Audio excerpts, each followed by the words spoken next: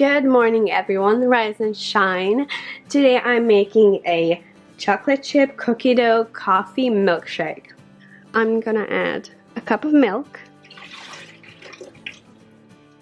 4 tablespoons of chocolate chip cookie dough ice cream.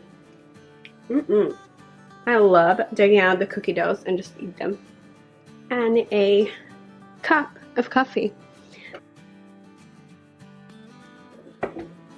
Close the lid and blend.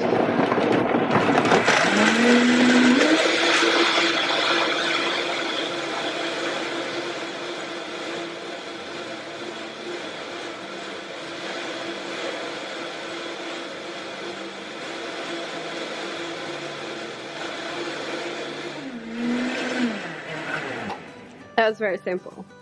Now, put it in a glass and we'll put on the topping. First, some whipped cream. And then some chocolate. And that was very easy. And now your chocolate chip cookie dough coffee milkshake is ready to serve.